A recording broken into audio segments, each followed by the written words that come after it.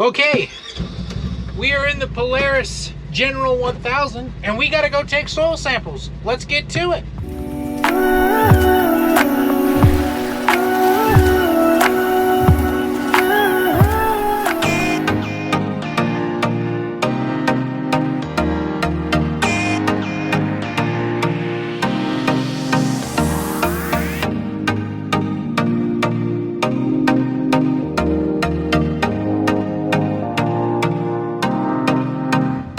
Okay, people, so it is very important to take soil samples. The reason, well, okay, first off, it's not the end all be all. I want to make that clear. There is a whole bunch of aspects of soil that we all need to be open to. But the basic gist is there's biological and there's chemical and there's all sorts of things going on, and we need to know about it. So we take soil samples. Now you can take soil samples in a multitude of ways. You can look it up, but the way that we do it, and because of our products and our product line, we take a kind of a general sample. We just kind of go around in the field. We mark them with GPS, every borehole that we take, and we then label every field, and we prescribe based off of the crop that's going to be planted and the crop that was there in the past. So basically, all it is I have a bucket here with a hole in the bottom. I stick my bit in, and I drill down, and I collect the dirt. Now, this is not enough dirt for a sample because my sample bag has to be filled up to that line. So what I do, make sure there's nothing in my bucket, clean out my sample bucket. What I like to do is I take at least 4 or 5. It takes at least 4, sometimes 5 plugs per field to fill up the sample bag. So I just drive around, take some samples. And since I know my fields, I typically go to the spots that are worse off. And people may say, well, that you could waste money with extra inputs if you did all that. And I would agree, you could waste money by doing that with extra inputs and things like that. But also, our products are more of conditioning the entire system instead of just fixing little problems at each different spot. So, you know, there is something to be said for variable rate applications and, you know, all sorts of other things. And hey, look, a rock. But I don't get too caught up in that, you know. We can make farming very complicated if we want to, but we can also make it simple-ish, kind of.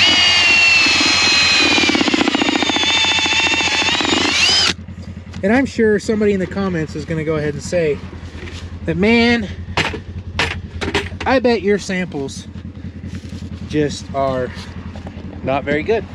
And I'd say, well, you know, we've been doing this for 1.5 years now, and all the crops that we've grown have been good. So I think not only number one, does the products that we sell work, yes, but number two, the way that we sample and the way that we prescribe said products also works. And you know, I'm sure there'll come a time where it won't work. But for right now, it's working pretty good. And we got some good soil moisture. Had a good winter. Really thankful for that. Hopefully we have another good winter. I need probably one more. I think one or probably 2 more. We'll grab 2 more bores in this field. Like I said, we're trying to even it out and make it work best. And I do typically, like I said, I pick spots that are kind of ugly because I want to fix those spots. You know, I want to know what's going on. Like here, I bet there's a lot of salt in that little strip right there. I just have a feeling. Oh, something I learned that I didn't really expect, because anytime you water a crop, you put on at least 10 parts per million of salt, and it's up to the ground, whether it's in good condition or bad condition, to get rid of that salt. So And if you have a wet winter with a lot of extra moisture, you end up with more salt. And in our area, it raises the pH. And that's not a good thing because we have high pH here. We're trying to lower our pH in this part of the country, or this part of the world, not raise it. So there is that. One more bore hole. One more bore hole.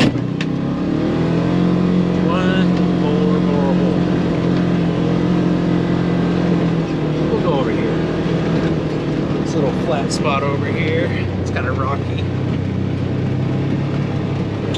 And in here somewhere.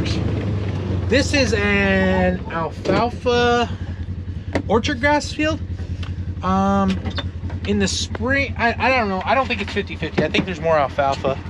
And I'm okay with that because the dairies unfortunately prefer monocrop alfalfa, organic even. So there is that.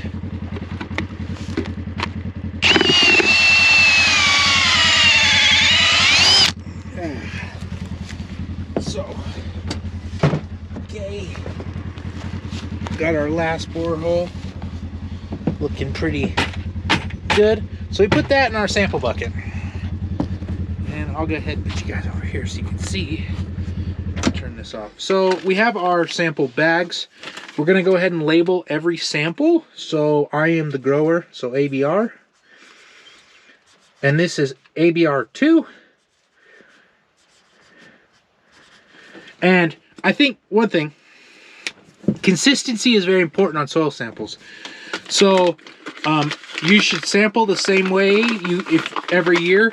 You should label the same way every year. And then when you submit this, you submit them in a certain order.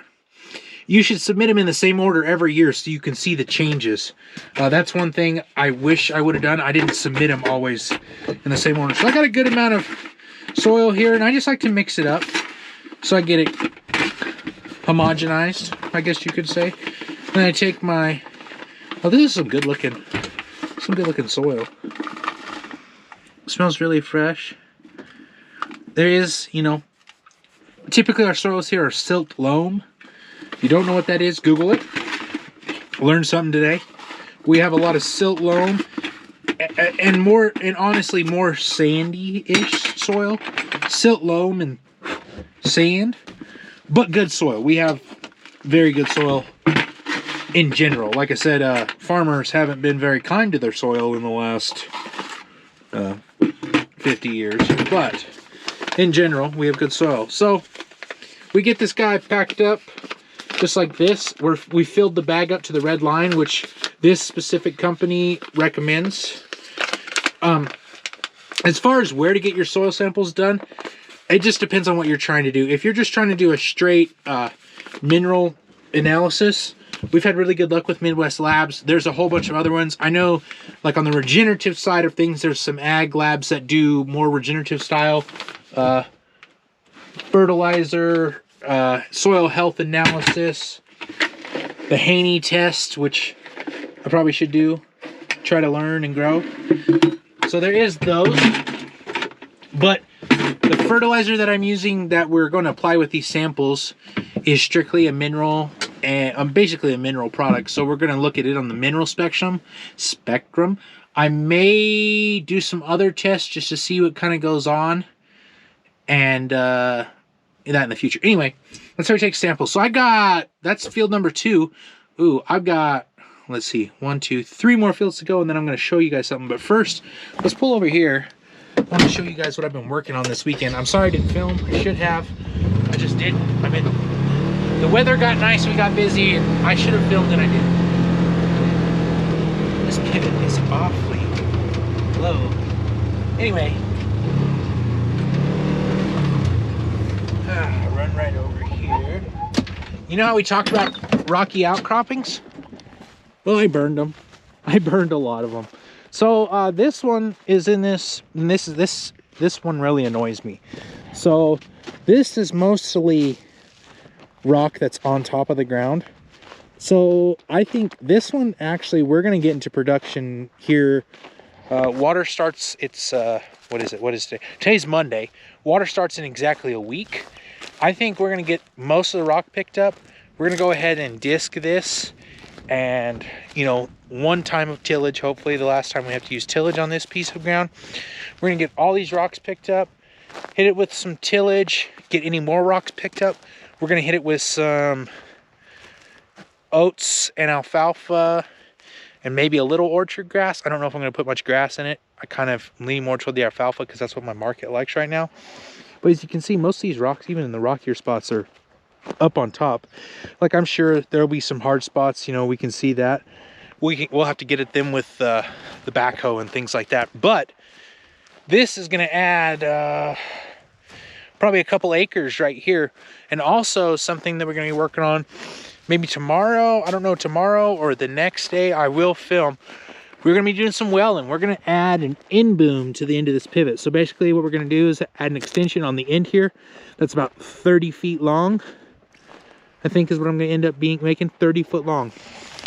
And obviously, as the farther you go out on a pivot, the more area it waters. So that extra 30 feet, honestly, I think the extra 30 feet on this field with where I can plant and crop, I think it's gonna add four or so acres. So that takes a field that's 20 acres to 24, 25 acres. And then there's another rocky outcropping we're gonna work on. But this one's the most important one to me because it's the easiest. It's low-hanging fruit. Might as well knock it out and put it in the crop ground and use it, make more money. Because this one annoyed the crap out of me last year. And we talked about how inefficient they are. So, I've got a few fields to sample. I'm gonna go run and do that. And then we'll come back in a minute because we've got some talking to do. Another one of those low-hanging fruits is this. So this is ABR number 3. The top half up there is about a 12-acre patch of, it's got clover, alfalfa, orchard grass, brome grass, ryegrass. It has a whole lot of different species. It's actually an awesome heifer. We used to call it the heifer pasture. But back in the day, where the pivot point is, there used to be a fence across here. We only watered the top half, you know, with handguns, or not handguns, oh my goodness, hand lines and stuff like that. So when we put in this pivot, we were able to add in all this ground, but the problem with this ground is it's super rocky. There's an old set of corrals, so it's another one of those low-hanging fruits. We're gonna get this cleaned up. You see we've done some burning in here, burned a whole bunch of weeds, got the rocks picked up, and we're gonna go ahead and get it planted with a very similar package that's up there, or maybe something different, we're not sure yet. But anyway, that's what we're working on there too. A couple more to sample, and then we'll show you guys something. In a never-ending quest to get more acres with the acres you already have, I started another fire, or 4. There's this big patch of grass inside this big pivot that we irrigate, but we didn't crop because of rocks. And so I lit it on fire so I could see what's there and do the same thing over there. Hopefully pick up all the rocks and farm it and use it. So it's gonna burn until it runs out of fuel, which is right over there, right there. And yeah, so let me go show you guys the exciting announcement that I have. Okay, ladies and gentlemen, I've been telling you for a while that we're gonna have a big announcement, and I finally get to tell you what our huge, awesome announcement is. So, in a short little while, hopefully, we're hoping by June 1st, we're gonna add not 1, but 2 new pivots, increasing our total acreage on this farm by 100 acres, which is just, it's gonna be so awesome. I'm so excited. And here is one of those fields right here. This is gonna be a 50-acre half circle field. It will have a 6-tower Zimmatic pivot on it, and it will be awesome. Across the street over here, well, okay, first off, let me explain this road right here. So yes, originally back in the day, this was a county road, but actually our water system, our irrigation canal, is buried right here. And so this is an irrigation canal. Fortunately, we can't cross this with a pivot. Sometimes you can, but this one is a high access road. Anyway, right there where that tree is, that big huge stump, is going to be another pivot point, and we're going to have another 6-tower Zimmatic pivot swinging half swing. So we're going to have 2 new 50-acre fields known as ABR 6 on the north side and ABR 7 on the south side. Guys, I am super excited about this because it is so hard to find ground and grow your farm and do all that in these current times. And this is taking land that we already own. yes, we have quite a bit of capital expenditure into it, you know, somewhere in the neighborhood of $400,000 to get this project done, but it's a project that can gross us, probably net us 100 grand a year.